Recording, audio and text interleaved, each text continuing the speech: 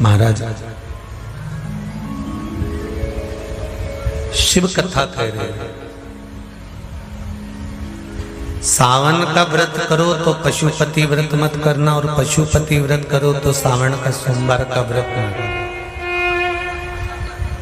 दो जल के पात्र सावन के महीने में, भले एक बड़ा पात्र हो एक छोटा सा पात्र हो, पात्र भी नहीं हो तो उसके ऊपर भले कटोरी रख लेना, पर दो पात्र से जल शिव जी को एक साथ समर्पित करना।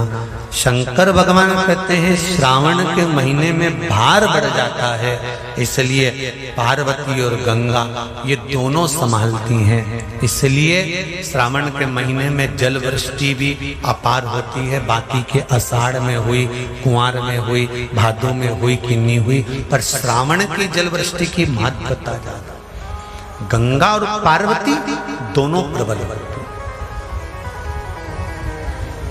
गंगा और पार्वती दोनों प्रबल। अब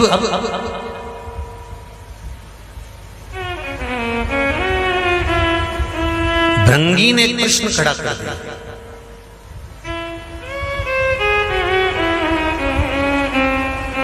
लिंग महापुराण, स्कंद पुराण और लिंग पुराण का यह संवाद। भृंगी ने कृष्ण खड़ा कर दिया कि अगर गंगा और पार्वती दोनों ही आपके नजदीक रहती हैं तो क्या गंगा आपके मस्तक पर नहीं रहेगी? शंकर भगवान कहते हैं सुनो भृंगी, श्रावण के महीने में साधारण से साधारण व्यक्ति भी जब दो पात्र लेकर शंकर को जल चढ़ाने के लिए आएगा तो एक पात्र का जल अपने आप गंगा जल बन जाएगा। अपने आप उसको गंगा जल ले जाने की भी जरूरत नहीं पड़ेगी। दो पात्र का जल जब जाता है तो वो गंगा जल का ही स्वरूप हो जाता है।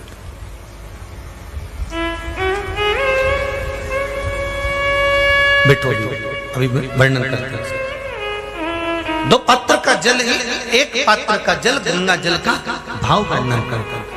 और क्या मिलता है दो पात्र का जल से?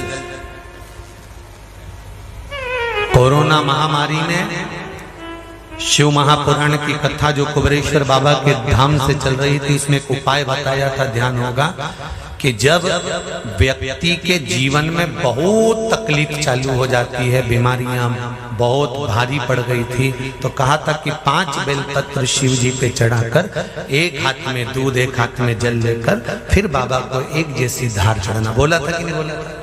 एक जैसी धार लगाने का बोला था।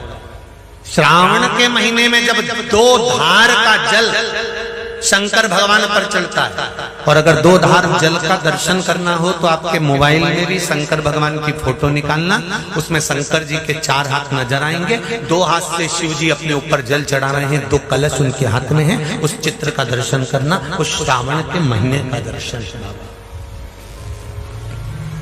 अगर वो दर्शन आपको कहीं ना मिले तो फिर गीता प्रेस गोरखपुर की शिव महापुराण में या लिंग पुराण में या स्कंद पुराण में दर्शन कर सकते हो, या देवी भागवत में भी कर सकते हो। 2 धार का जल,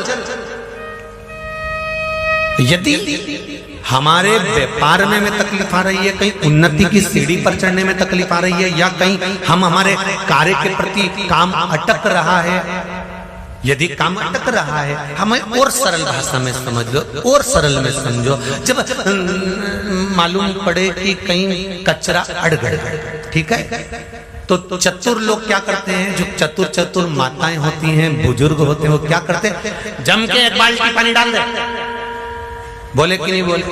अरे बोलो जम के जरा, 1 बाल्टी जरा जम के पानी डाल, और जो जम के पानी डालेगा ना तो कचरा निकल गया। उसी तरह जीवन में अगर दुख चल रहा है, तकलीफें चल रही है, कष्ट चल रहा है, बीमारी चल रही है, परेशानियां चल रही हैं, रास्ता नहीं मिल रहा, तो पूरा सावन का महीना 2 कलश लेकर 1 बाल्टी पानी अर्थात 2 कलश से जब जल चढ़ाएंगे तो जिंदगी का कचरा भी अपने आप हट जाएगा और जीवन सार्थक।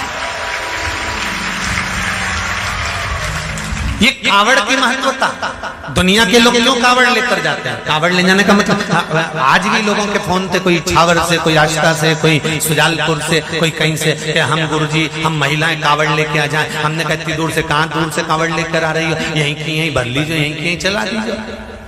कहाँ दूर से? नहीं हम तो ढोल भी लाएंगे, नहीं हम तो डीजा भी लाएंगे, ना हम भेंट भी लाएंगे, तो मना नहीं। पर चित्त वृत्ति में क्यों कावड़ चढ़ाई जाती है? क्यों कावड़ का जल चढ़ाया जाता है? क्यों कावड़ को लाकर शंकर भगवान को समर्पित करी जाती है? उसका कारण क्या है? कि हमारी जिंदगी में अगर कोई कचरा आ गया है तो बाबा उसको निकाल लाए, उसको समाप्त कर।